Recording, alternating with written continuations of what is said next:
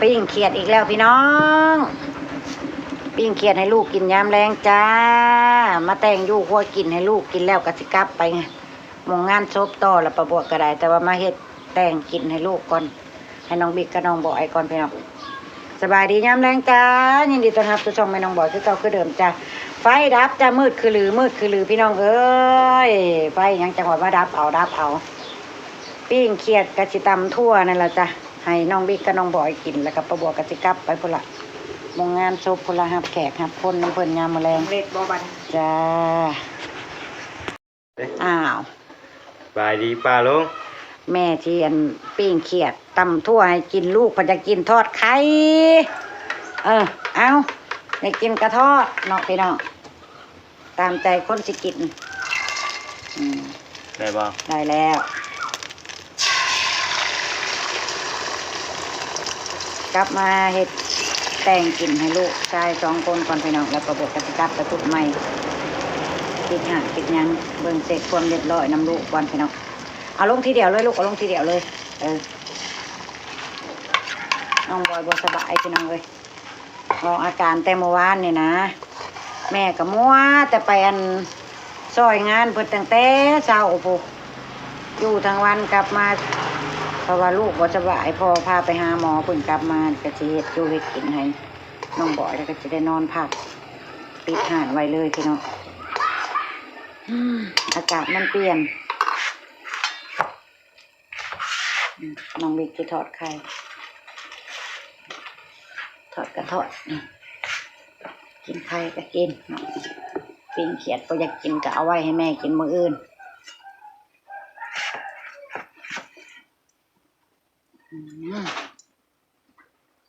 ลมทอดไข่น้องบิ๊กต้องใจเย็นเพราะว่าเพิ่นบ่ค่อยชำนาญปานใดเดี๋ยวมันสิไหม้ก้นแม่นบ่อยู่กันจองไอ้น้องทั้งวันมื้อนี้กลับได้ละมั้งแม่พังกินนี่พังได้บ่พังกินนี่เป็นสีแหมก้นแล้วไปเมืองไหนอย่าอายป้าอายลุงดอกเฮ็ดตามสบายโลดกระโดดกระทะหรือไปยังน่ะมาแม่กระดูกให้มาบอกตากระดูก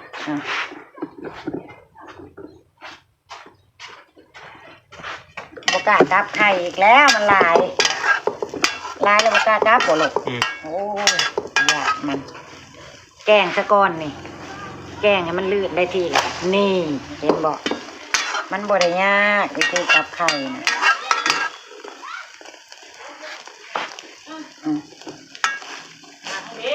หนาวเย็นไหมแล้วเนาะว่าแม่นเพิ่นสิอุ่นขึ้นมื้อเช้าบ่แม่นก็เพิ่นมีลมมีหยังมื้อเช้าตื่นมาผัดคือว่าจะงัดก็บ่มีลมกำลังว่าดีใจว่าเพิ่นสิอุ่นขึ้นละปากแน่นอกไปงานก็สิบ่นั่นมาใหม่อีกเลยกลับมาเฮ็ดกินให้ลูกก่อนสิไปไหมบ่ได้ไปบ่มื้อแลงให้พ่อเพิ่นไปเนาะลืมว่าเจ้ายากลูกเนาะแต่ว่ามื้อนี้เลยให้มื้อนี้ละเมียไปบ่มื้ออื่นจะได้ไปว่ะย่าพอเนาะแล้วโอเคจ้ะ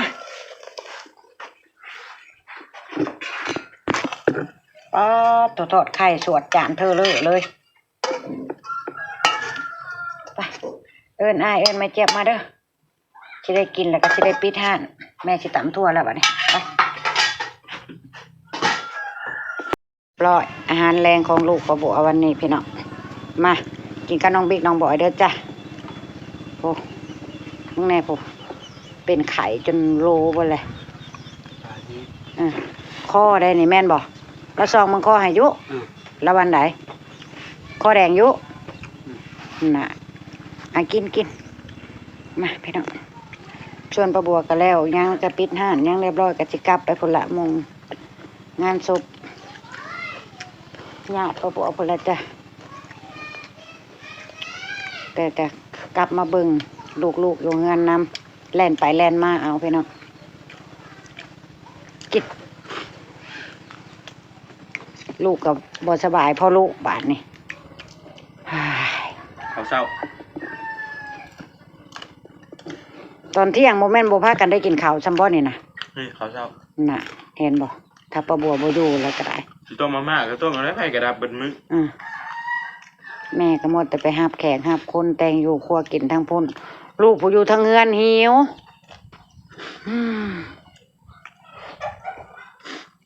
ได้ยินแล้วบ่เอิ้นประเจี๊ยบนะ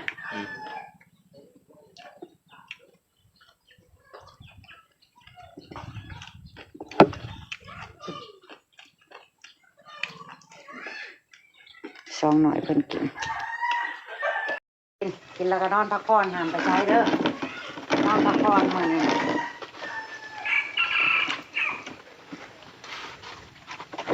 โอ้ย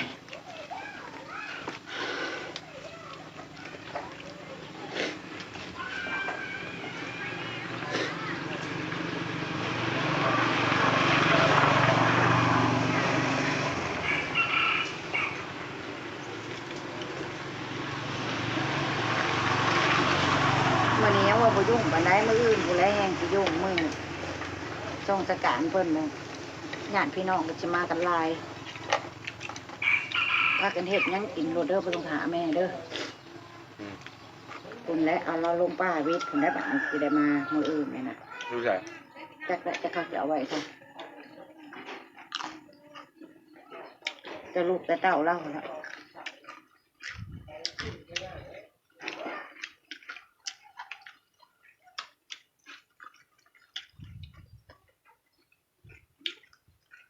เป็นญาติสนิทกันพี่น้องมันก็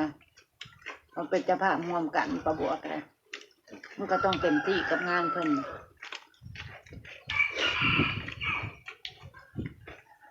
มาเฮ้ย ข้าวยังไง หาข้าวแรงให้ลูกกินแล้วสิกลับไปพุ่นเด้เพราะว่าแม่สิได้กลับไปพุ่นเด้กลับไปงานผมมาหาให้ลูกกินก่อนปิดห่านปิดยังก็กลับไปใหม่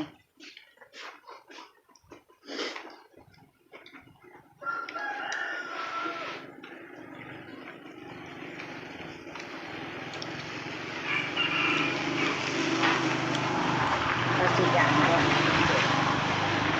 มันช่วงแน่แล้วบ่มันยังไงก็เป็นไข่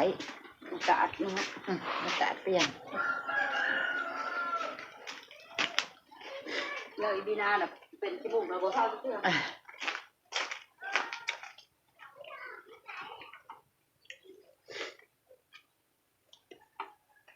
เด็กถ้ามันไข่ขึ้นอีกประมาณเที่ยงคืนกินยานะยาเม็ดเอาน้ำเขาไปเตรียมไว้น้ำดื่มที่บ่ต้องแช่เย็น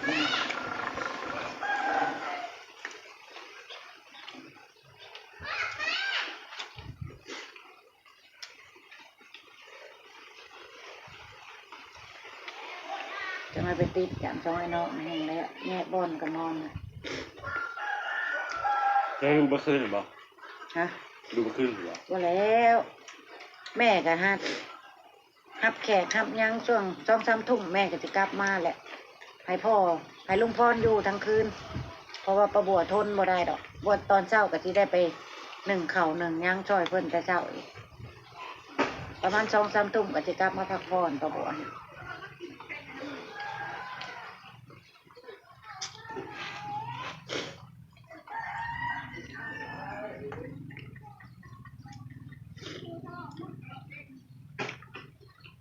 อย่างก็บอกมาใส่อันนี้ก่อน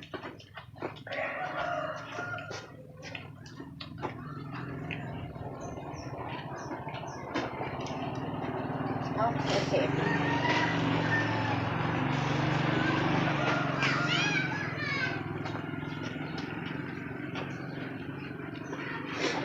กินแล้วกันยังบ่เห็นงัวมาเลยน้ำขึ้นไปเด้อทำหน่อย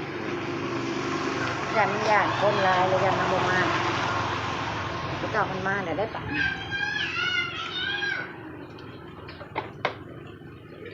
ไฟน่ะก็ดับแต่เช้ามาตอนเที่ยงหน่อยหนึ่งมาดับมาอีกเลยนี่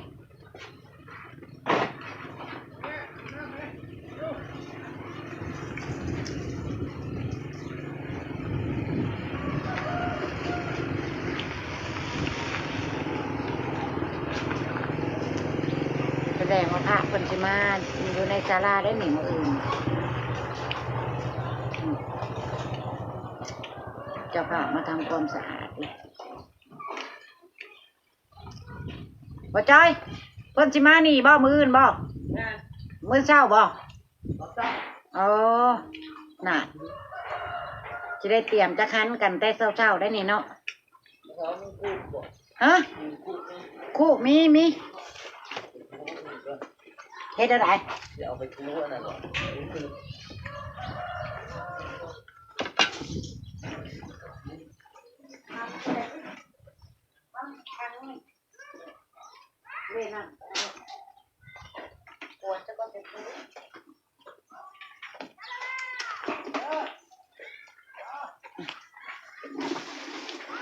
อิ่มแล้วบอยกินบ่ดักได้เจ็บคอเอาดิต้มข้าว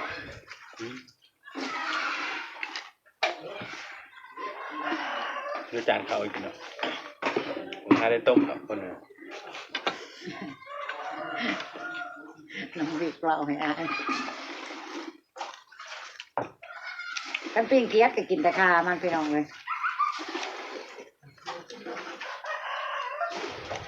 จะได้ดิ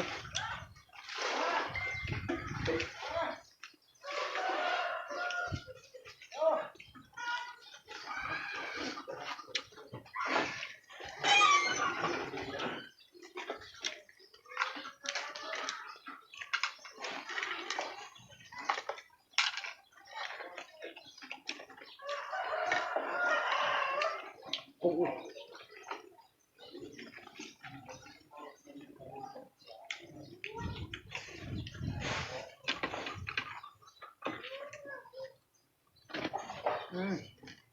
ข้างหัว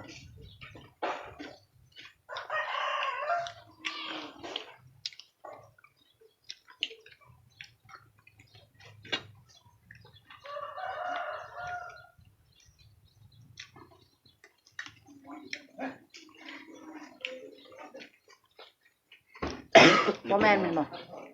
พ่อแม่ว่าเขาขึ้นไปน้ำมารถอีกครั้งแรกย่างขึ้นไปน้ำรถบ่เห็นกันเลาะลงมาแต่ในรถตามลมเฮือนกับลมยางคือมันหมองมันเคยอยู่แหละย่างตามทางหนึ่งขึ้นก่อน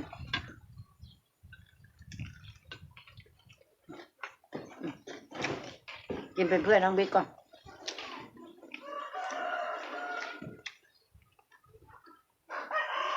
กินไม่อิ่มลูก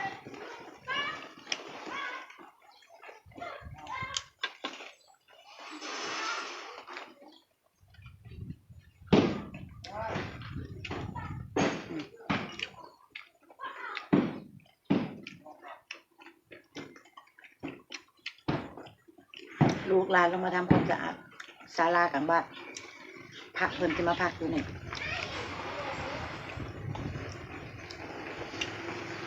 ยังบ่ทันได้ถามว่าผู้ใดได้บวช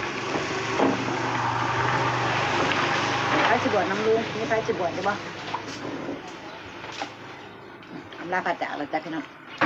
เราต้องได้กินน้ำแล้วบ่